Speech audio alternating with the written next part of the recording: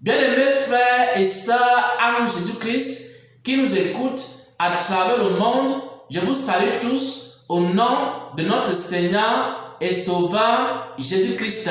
Que sa grâce, que sa paix, que sa bonté, que sa puissance, que sa miséricorde et sa sagesse reposent dans la vie de chacun, reposent dans la vie de chacune d'entre vous.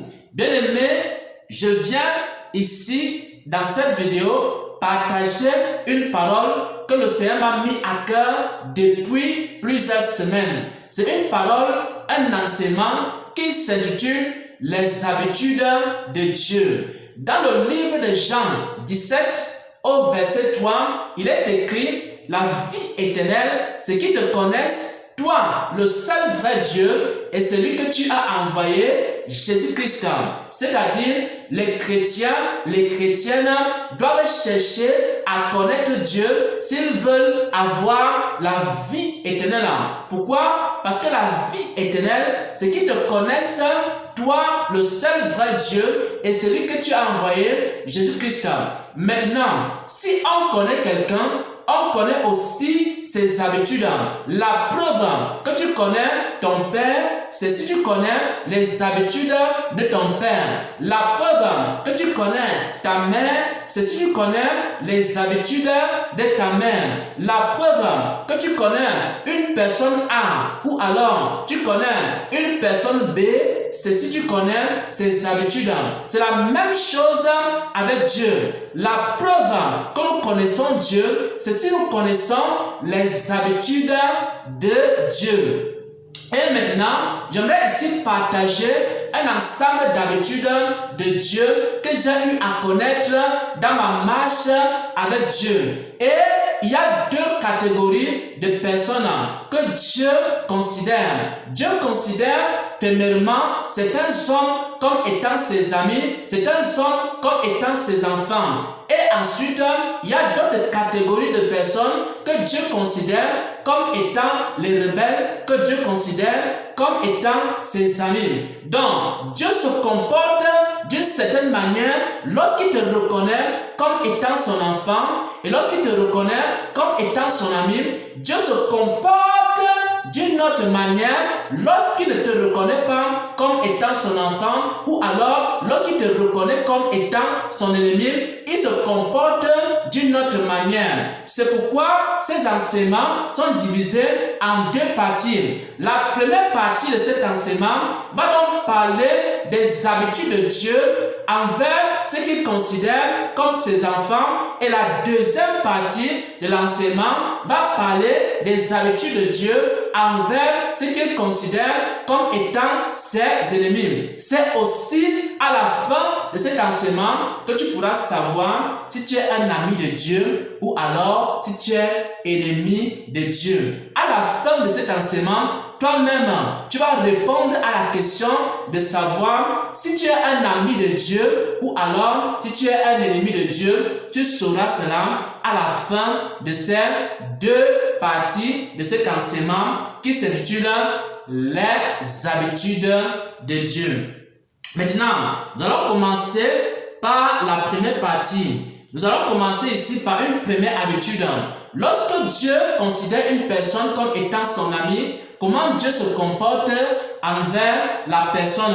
La première chose ici, c'est que lorsque Dieu te considère comme son ami, alors Dieu commence à te donner un certain nombre de choses, même si tu ne lui demandes pas. Parfois, Dieu te donne la sagesse alors que tu ne lui as pas demandé la sagesse. Parfois, Dieu te donne la connaissance alors que tu ne lui as pas demandé la connaissance. Parfois, Dieu te protège alors que tu ne lui as pas demandé la protection. C'est également ce qui est écrit dans Matthieu 6 au verset 33. Il est écrit ici: cherchez premièrement le royaume des cieux et sa justice, et le reste vous sera donné. C'est-à-dire, cherchez d'abord à connaître Dieu, cherchez d'abord à avoir l'amitié avec Dieu, alors Dieu lui-même va vous donner le reste. Et le Seigneur va faire comprendre que lorsqu'il te considère comme son ami, parfois il subvient à tes besoins. Tu n'as pas besoin de faire 3 jours de jeûne sans manger et sans boire il va subvenir à tes besoins de façon miraculeuse parce qu'il te considère comme son ami. C'est pourquoi il a dit dans Matthieu 6 au verset 33, « Cherchez le royaume des cieux et sa justice, le reste des choses vous sera donné. » Également, il te donne la sagesse. Parfois, tu ne demandes pas la sagesse, il te donne la sagesse. Parfois, tu ne demandes même pas les dons spirituels, il te donne les dons spirituels parce qu'il te considère comme étant son ami. Et vous allez voir cela dans les Saintes Écritures avec les apôtres. Le premier exemple ici se trouve dans les Écritures avec les apôtres. Les apôtres étaient les amis de Jésus-Christ. Et Jésus-Christ leur a donné beaucoup de choses alors qu'ils n'ont même pas demandé. Jésus-Christ leur a donné beaucoup de sagesse. Jésus leur a donné beaucoup de connaissances. Jésus-Christ leur a donné beaucoup de compréhension. Jésus leur a donné beaucoup de dons spirituels et la puissance de Dieu alors qu'ils n'avaient même pas demandé ces choses. Au fur et à mesure qu'il marchait avec Jésus dans la vérité, au fur et à mesure qu'il marchait avec Jésus dans la sainteté, au fur et à mesure qu'il marchait avec Jésus dans l'obéissance, Jésus ne faisait que les combler de grâce. Jésus ne faisait que les combler de puissance. Jésus ne faisait que les combler également de ses faveurs. Et c'est ce qu'il a fait avec ses apôtres. Pourquoi? Parce que dans les habitudes de Dieu, Dieu a l'habitude de donner des choses, beaucoup de choses à ceux qu'il considère comme ses amis sans que ces gens ne lui demandent ces choses. Je vais prendre maintenant un autre exemple personnel. Nous étions dans une assemblée chrétienne et nous avons décidé de marcher dans l'obéissance à la parole de Dieu, de marcher dans l'obéissance aux instructions de Dieu. Alors Dieu a commencé à nous donner des dons spirituels. Il a commencé à nous donner des révélations. Il a commencé à nous donner la sagesse alors qu'on ne demandait même pas la sagesse à Dieu. On était simplement en train de chercher à obéir à Dieu. On était simplement en train de chercher à se rapprocher de Dieu. Et pendant qu'on le faisait, Dieu nous donnait la sagesse. Pendant qu'on le faisait, Dieu nous donnait la connaissance. Pendant qu'on le faisait, Dieu nous faisait vivre aussi des expériences surnaturelles qu'on n'avait même pas demandé. On a donc vu certaines personnes qui ont reçu des visites du ciel alors même qu'ils n'avaient pas demandé une visite du ciel. On a vu des gens qui ont reçu des dons spirituels alors qu'ils n'avaient même pas demandé des dons spirituels. Il y a des gens qui ont reçu des grâces de Dieu alors qu'ils n'avaient pas demandé ces grâces de Dieu. Pourquoi? Parce que Dieu avait commencé à nous considérer comme ses amis. Il a donc commencé à nous donner des choses sans qu'on ne lui demande.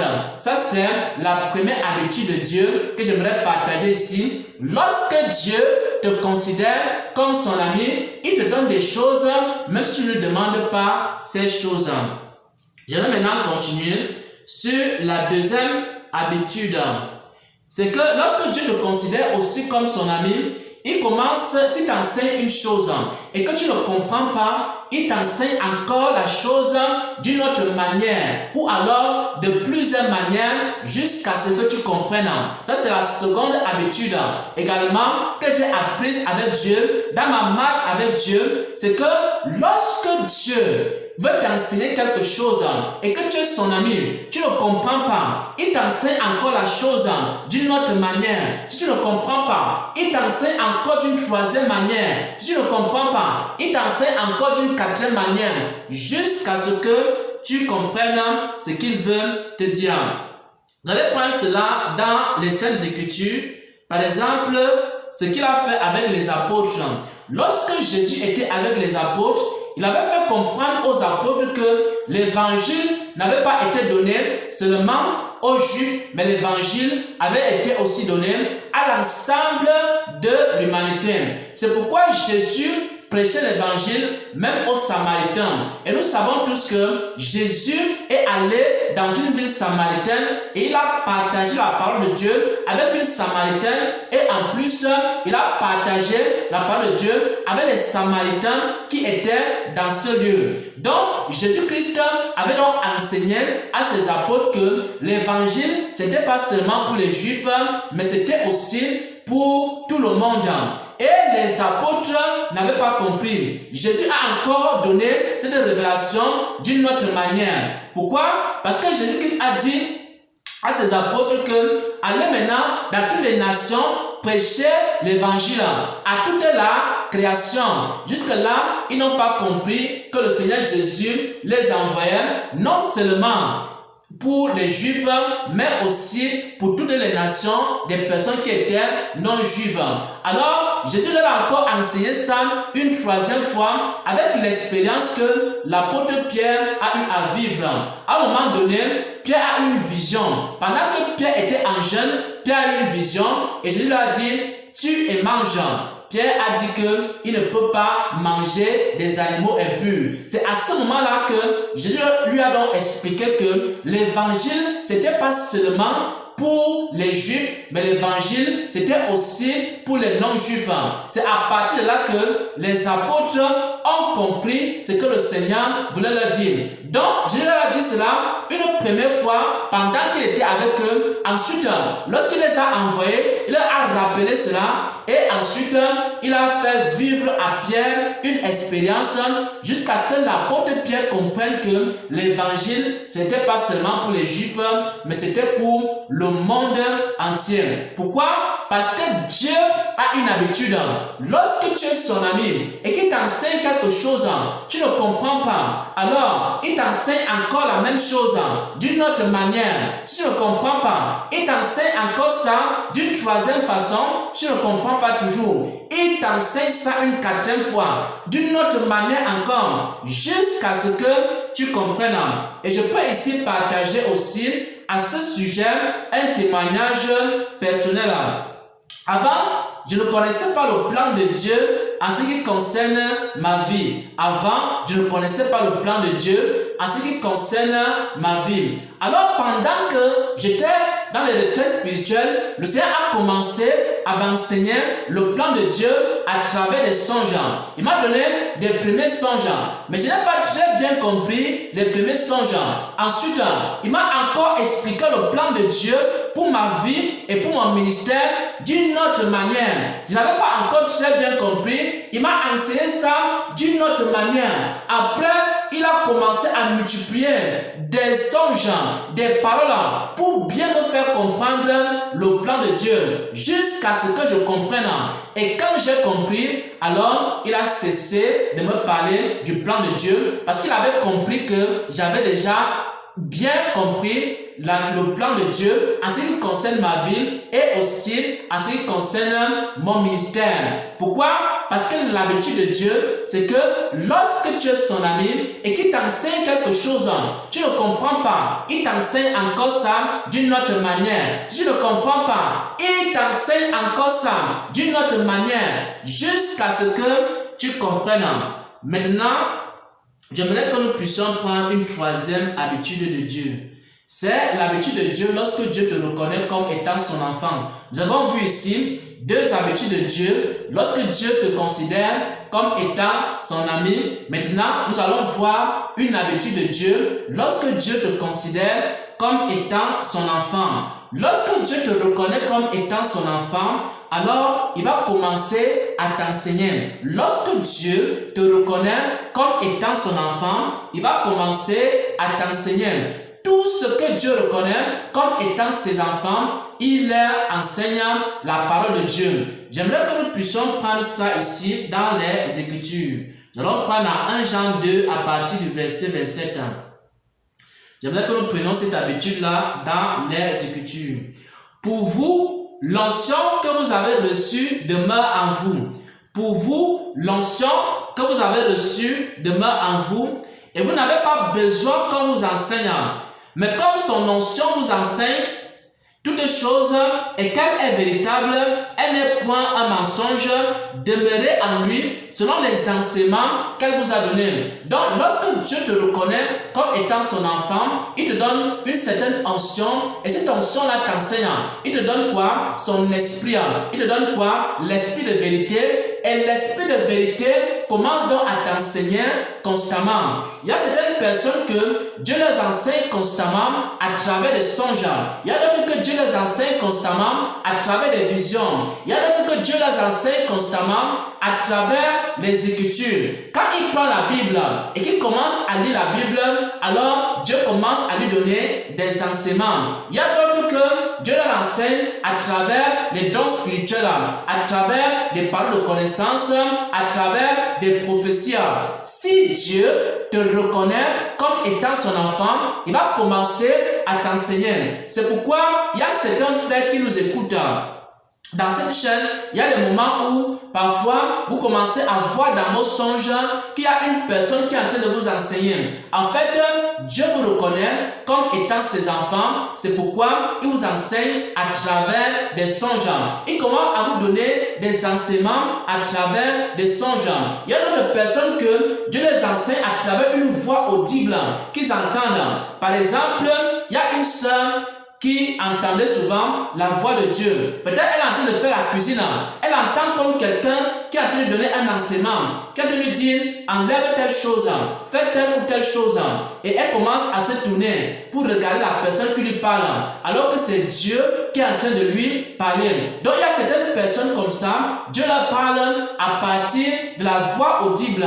Et maintenant, ces personnes-là, ce sont des gens que Dieu reconnaît comme étant ses enfants. Si Dieu te parle et t'enseigne à travers des songes, il te reconnaît comme son enfant. Si Dieu t'enseigne à travers des visions, il te reconnaît comme son enfant. Si Dieu t'enseigne à travers les Écritures, il te reconnaît comme étant son enfant. Si Dieu t'enseigne d'une manière A ou alors d'une manière B, alors il te reconnaît comme étant son enfant. Il peut aussi t'enseigner à travers ses serviteurs, alors aussi il te reconnaît comme étant son enfant. Pourquoi? Parce que c'est une habitude de Dieu. Et cette habitude de Dieu là, c'est que lorsque Dieu te reconnaît comme étant son enfant, il t'enseigne.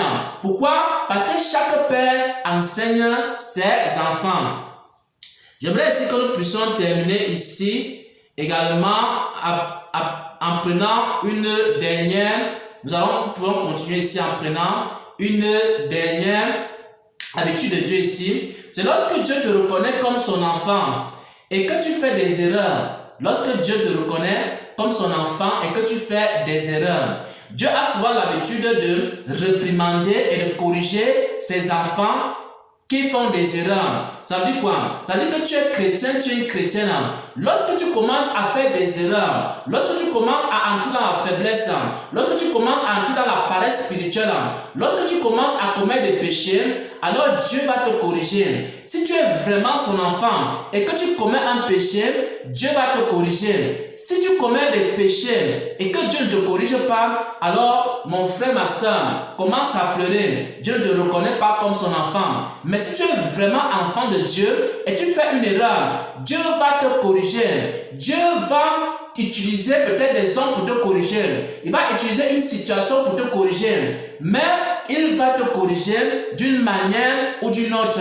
Mais s'il ne te reconnaît pas comme son enfant, il ne va même pas te corriger. Il va te laisser vivre ta vie comme tu veux la mener. Tu peux vivre n'importe comment. C'est pourquoi dans le monde, beaucoup de gens pêchent, rien ne leur arrive.